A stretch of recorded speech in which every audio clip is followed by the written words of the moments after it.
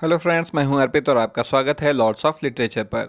दोस्तों, आज हम जिस बहुत ही फेमस पोएम की समरी और क्रिटिकल एनालिसिस डिस्कस करेंगे वो है मैथ्यू आर्नल्ड की शेक्सपियर। इस पोएम को ऑलरेडी मैंने एक वीडियो में एक्सप्लेन किया है, जिसका लिंक मैं डिस्क्रिप्शन बॉक्स में शेयर कर रहा हूं। आप इस वीडियो को भी ज़रूर देखिएगा, जिससे कि ये पोएम आपको अच्छी तरह से समझ में आ जाए। तो आइए चलिए शुरू करते हैं आज के इस वीडियो को। और हमेशा की तरह हम शुरुआत करेंगे समरी से। The poet begins bye praising the great Shakespeare, यानी कि ये पोएम जो है इसमें पोएट शुरुआत करते हैं ग्रेट शेक्सपियर को प्रेज करते हुए, यानी कि उनकी प्रशंसा या तारीफ करते हुए। किस तरह से? From the very first word, बिल्कुल पहले ही शब्द में वो शेक्सपियर की तारीफ कर रहे हैं। और वो शब्द क्या है? Of his sonnet others. यहाँ पर देखिए, इस पोएम की शुरुआत अदर्स वर्ड से शुरू होती है, और अदर्स का मतलब है दूसरे राइटर, दूसरे पोएट, जो भी लिखने वाले लोग हैं। शेक्सपियर के अलावा जो हैं उन्हें एक साथ अदर्स कहा गया है। He is quick in distinguishing Shakespeare from the rest and acknowledging his uniqueness, यानी कि यहाँ पर वो क्या कर रहे हैं? शेक्सपियर को दूसरे राइटर से बिल्कुल अलग कर रहे हैं और उनकी यूनिकनेस को एक्नॉलेज कर रहे हैं। He says other poets and artist can be questioned. तो यहाँ पर कह रहे हैं कि जो दूसरे राइटर हैं, शेक्सपियर के अलावा जितने भी आर्टिस्ट हैं, वो उन्हें उनसे सवाल किया जा सकता है, उनके ऊपर क्वेश्चन उठाए जा सकते हैं। किस तरह के क्वेश्चन? रिगार्डिंग देयर वर्क्स, उनके काम से जुड़े हुए। And they too are eager to answer those who might try to understand their work. और जो ये दूसरे आर्टिस्ट हैं, जो दूसरे राइटर हैं, वो खुद भी उत्सुक हैं, एगर हैं जवाब देने के लिए। किन लोगों को? उन लोगों को जो कि उनके काम को पढ़ रहे हैं, समझ रहे हैं और उनसे सवाल पूछ रहे हैं।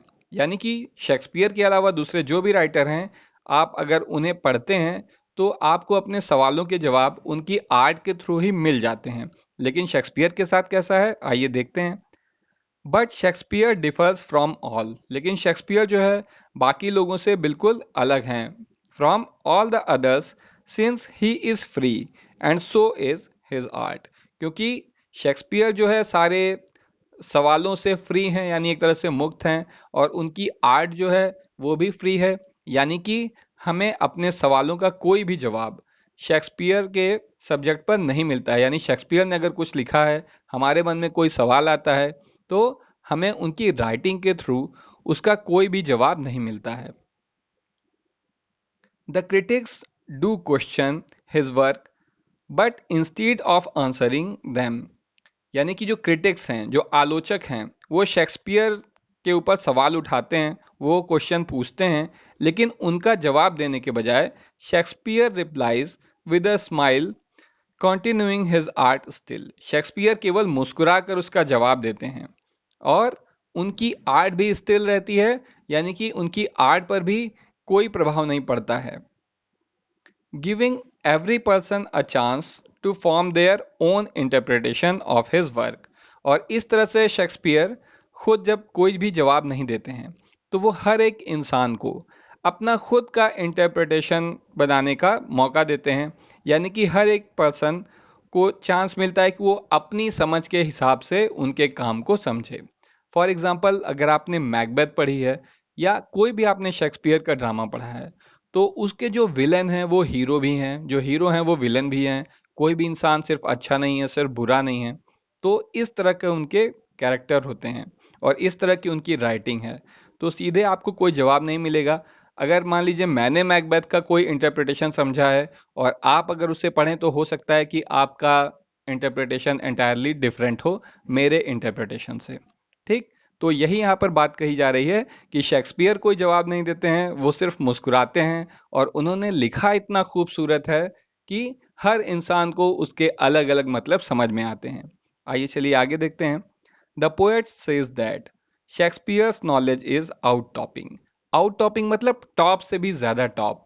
तो यहाँ पर पोएट मैथ्यू आर्नल्ड कह रहे हैं कि विलियम शेक्सपियर की जो नॉलेज है वो आउट टॉपिंग है, beyond the reach of mortals and unquestionable. मॉर्टल मतलब वो लोग जो मर जाते हैं। हम सभी इंसान, हम सबकी डेथ निश्चित है, तो यहाँ पर हम ही लोगों की बात करी जा रही है, साधारण मनुष्यों की बात की जा रही है कि उनकी जो नॉलेज है वो हम मॉर्टल्स यानी हम साधारण लोगों की पहुंच से बहुत बाहर है और अनक्वेश्चनेबल है, यानी कि उस पर कोई सवाल नहीं उठाया जा सकता।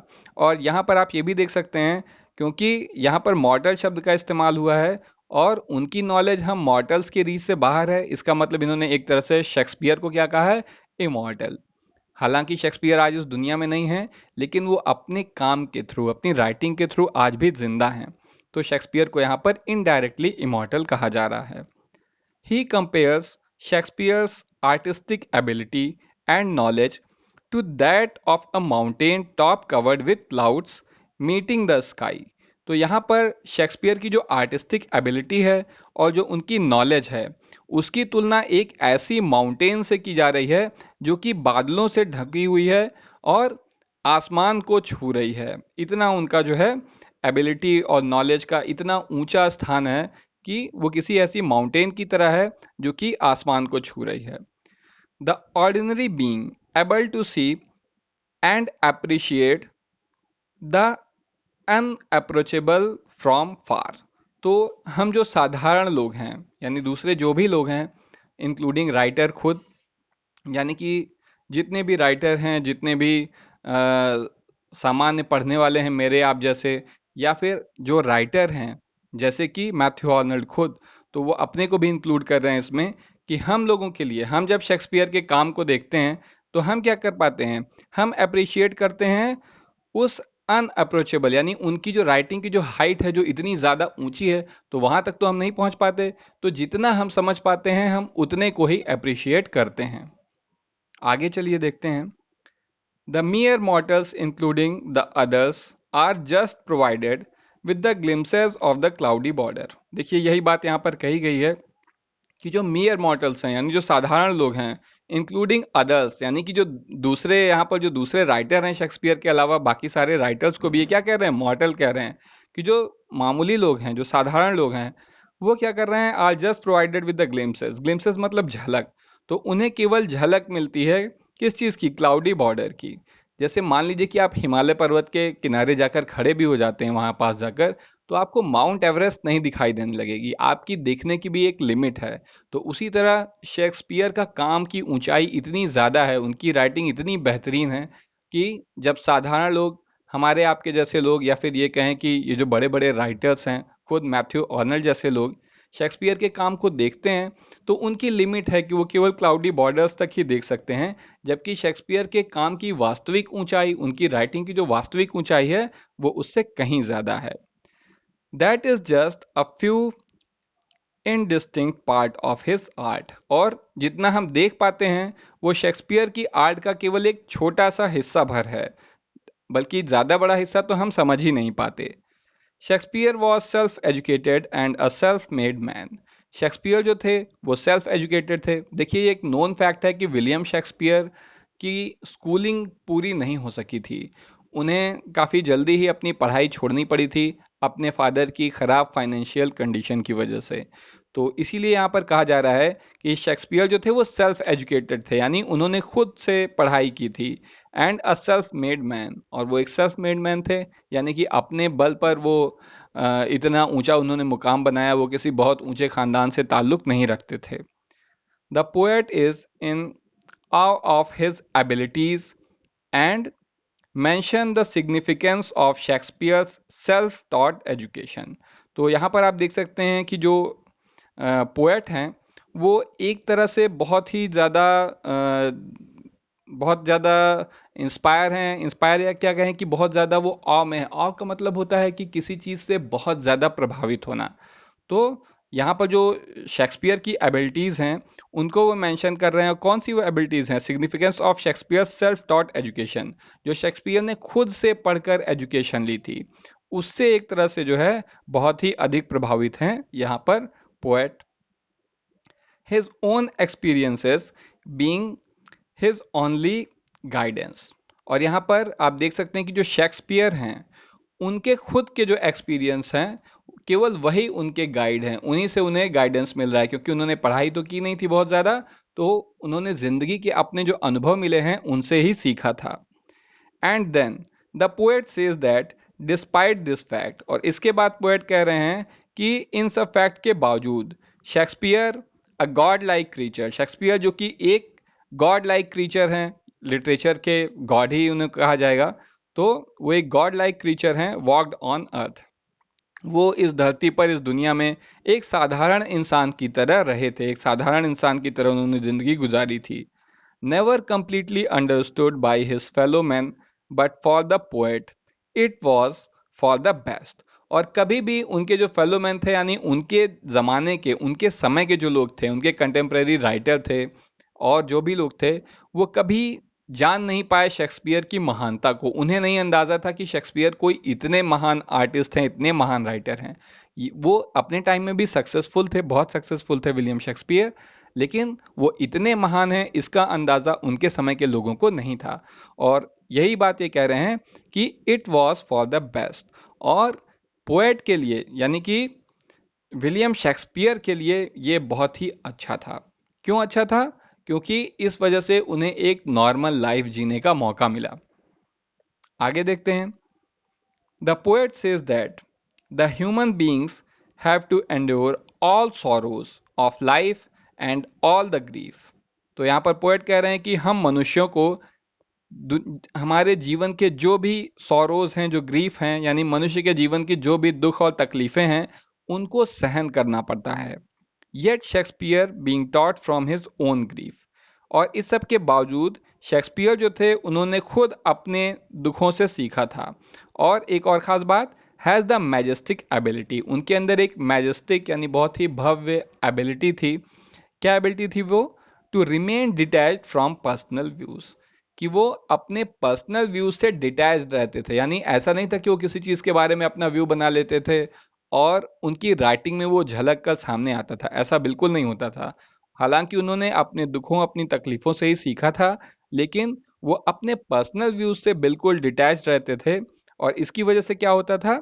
And his works portray the common and relatable relatable aspects of every human being. और इस वजह से उनका जो काम था, वो पोर्ट्रे करता था, यानी चित्रित करता था कॉमन, यानी कि जो साधारण लोग हैं, और रिलेटेबल यानी हर किसी का, हर कोई ह्यूमन बीइंग उससे रिलेट कर पाता था, उनके काम से, उनकी राइटिंग से रिलेट कर सकता था। And thus his work can be seen as a victory over all the pain humankind has suffered. और इस वजह से उनका वर्क, यानी उनकी जो राइटिंग है, उसको देखा जा सकता है एक जीत के रूप में, एक विक्ट्री के रूप में। किस चीज के ऊपर? उन सभी पेन की, उन सभी दुख और दर्द के ऊपर जो कि मानवता ने, ह्यूमन काइंड मतलब मानवता, तो जो ह्यूमन काइंड ने सहे हैं, जिन तकलीफों से गुजरी है, तो शेक्सपियर का काम उन सब के ऊपर जीत के रूप में देखा जा सकता है। अब हम इस पोएम के क्रिटिकल एनालिसिस को डिस्कस करेंगे और सबसे पहले हम देखेंगे इस पोएम की setting. The poem is compose in the form of a sonnet. ये पोएम एक सोनेट के फॉर्म में कंपोज की गई है as a means to honour Shakespeare.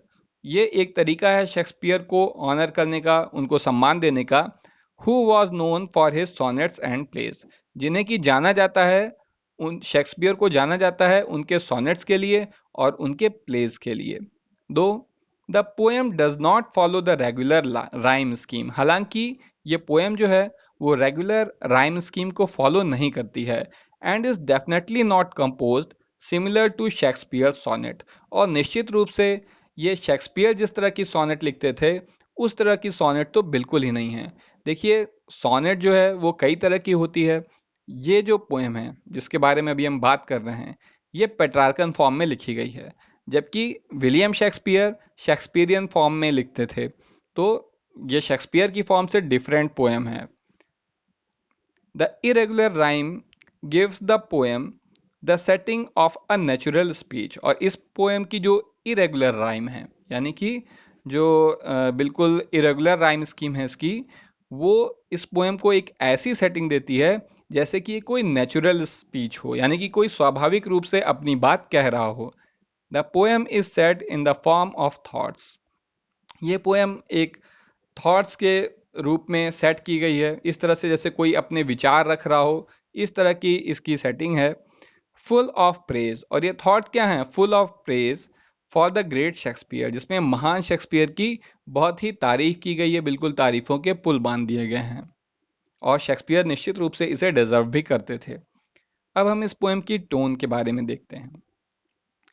This brilliant poem expresses the poets of greatest dramatist of all times Shakespeare, यानी कि ये पोएम पोएट के जो एक तरह से बहुत ही लगाव है, बहुत ही वो प्रशंसा करते हैं शेक्सपियर की, उसको जो है ये पोएम एक्सप्रेस करती है, दिखाती है। शेक्सपियर को ऑल टाइम ग्रेटेस्ट ड्रामेटिस्ट माना जाता है दुनिया का, हालांकि बहुत लोग इस बात से सहमत नहीं भी हैं, लेकिन फिर भी निश्चित रूप से शेक्सपियर के अलावा और किसी ड्रामेटिस्ट का नाम उनके आसपास तो नहीं आता है।